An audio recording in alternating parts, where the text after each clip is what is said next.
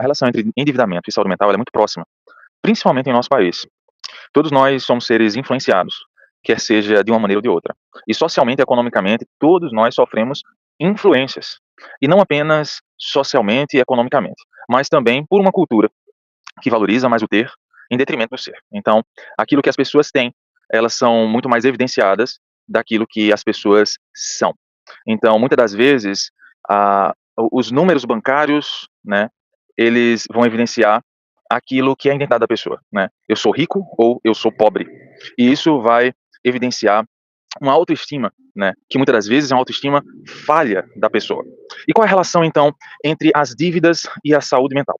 Bom, tendo em vista essa relação de identificação através dos números, né, monetários, números na conta ou a falta deles, então, tendo os números, né, positivos, isso vai evidenciar, muitas das vezes, uma satisfação na vida, uma alegria, e tendo os números negativos na conta, uma depreciação muito profunda, uma tristeza muito profunda. Quem nunca escutou em vários locais, né, a respeito de pessoas milionárias ou ricas que perderam de um dia para o outro o seu dinheiro, toda a sua fortuna, e perderam prazer pela vida, e cometeram a pior das consequências que poderia chegar, o suicídio. E isso evidencia que a gente tem que pensar, na verdade, em termos daquilo que nós somos, e não daquilo que nós temos. Se a gente focar naquilo que nós somos, na nossa identidade, para além dos números monetários, isso vai valer muito mais a pena do que simplesmente ter, em um dado momento, muita riqueza ou vários números na conta e depois, em outro momento, como já aconteceu no nosso país, o governo e as circunstâncias socioeconômicas fazer desaparecer de nossa conta todos os valores. No entanto, o que essa complicação, né, financeira pode causar? Ela pode causar justamente isso. Ela pode causar essa tristeza muito grande, porque a pessoa ela só vê essa ponta do iceberg, os números na conta. E ela não vê qual é a sua essência, aquilo que ela é como uma pessoa com uma identidade, filho, filha, irmão, irmã, pai, mãe, homem, mulher, qualquer uma das pessoas. Então, assim, elas não vêm por sua identidade. E essa falsa identidade, esse falso eu que as pessoas enxergam através dos números na conta, pode fazer com que elas realmente sucumbam a uma tristeza muito profunda a respeito de sua própria vida e até mesmo se desvalorizem e depreciem. Quantas pessoas, né, eu não atendo, acho que mais de 99%, elas possuem essas problemáticas financeiras. Eu acredito que a maioria das pessoas no Brasil possuem, estão extremamente endividadas e possuem problemáticas financeiras. Sendo que há também exceções à regra. Essa problemática financeira, ela demonstra só a ponta do iceberg e não a essencialidade das pessoas. Muitas vezes eu questiono, eu converso com as pessoas e procuro saber o que elas são para além de simplesmente do dinheiro, da questão monetária, da questão do trabalho. Elas são as pessoas que elas têm a condição de amar e de serem amadas. Elas são pessoas que têm a condição de utilizar a saúde delas para momentos de lazer, para momentos de divertimento, para momentos de correr, caminhar na rua. Certa vez, um amigo meu, na Argentina, eu falei: "Olha só, eu tô quase sem nenhum dinheiro". E a filosofia argentina é uma filosofia do compartilhar. E ele simplesmente disse: "Ítalo, andar na rua não paga". Então, assim, ele simplesmente ali, de uma maneira muito didática, ele falou que estaria comigo, quer eu estivesse com dinheiro, quer que eu não estivesse com dinheiro. Então, assim, você é a pessoa que pode ser amada, apesar de sua conta estar no zero, ou estar no vermelho. Você é uma pessoa que é um sujeito do amor do outro pelaquilo que você é, pelaquilo que você não pelaquilo que você tem. Então, assim, essa situação é muito propensa no nosso país para demandar um estresse muito exacerbado. E como a gente poderia ajudar essas pessoas nesse sentido?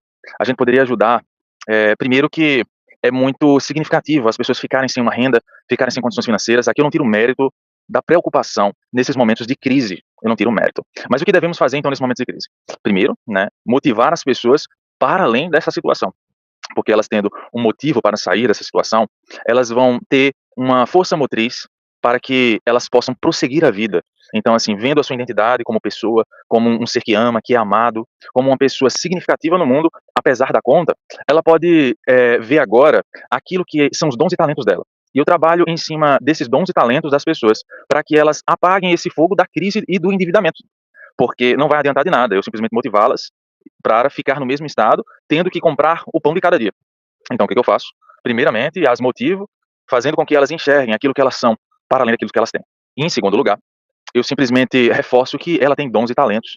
Ela é uma pessoa que não é porque ela está com R$ 0 na conta ou no vermelho, ela não pode desenvolver uma prática, ela não pode desenvolver uma prática significativa de doar algo para o mundo e isso ser remunerado. Então, eu vou trabalhar em cima dos seus dons e dos seus talentos. Eu vou trabalhar em cima daquilo que elas possuem e conseguem fazer aquilo que elas possuem de maneira essencial dentro delas, que simplesmente banco nenhum pode tirar, pessoa nenhuma pode tirar. Então, o que que a pessoa ela faz de produto? O que que ela produz com as suas mãos, com a sua criação, né, intelectual? O que que ela pode fazer para o outro, para reverter isso em termos, monetários? O que que ela também pode oferecer, né, de serviço? Um serviço, ser um intermediador de algo, simplesmente comprando algo e vendendo, ou simplesmente intermediando entre uma pessoa que ela conhece que vende e outra pessoa que está necessitada de comprar aquele produto. Então, assim, ela pode oferecer os serviços dela, ela pode oferecer os produtos dela. Agora, é necessário, primeiro, ela saber que não é porque ela está no zero ou no vermelho que ela é um ninguém. Porque se pensarmos assim, que ela é só números, voltamos para a Segunda Guerra Mundial, onde os prisioneiros do campo de concentração, e vivemos também em campos de concentração hoje em dia, nesse sentido, que somos valorizados pelos números, perdemos os nossos nomes. E é interessante saber que você é mais do que números. Você, ouvinte, é muito mais do que números, e eu acredito que você tem uma identidade, você é pessoa, você tem um nome.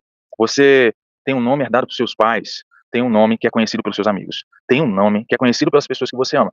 E você não se esqueça disso, você tem um nome, você é uma pessoa, você é um ser humano. E você está para além dos números, está muito para além dos números. O ser vale mais do que o ter. E hoje em dia essa é a grande sacada, para fugir dos endividamentos e da crise que pode gerar o estresse na saúde mental da pessoa. É saber que independentemente de ela ter ou não ter uma renda, ela é uma pessoa significativa, que tem valor, tem princípios, tem dons e tem talentos, e ela pode usá-los de maneira significativa no mundo para abençoar as outras vidas. Então acredito que essa é a saída. Abraço, ouvintes.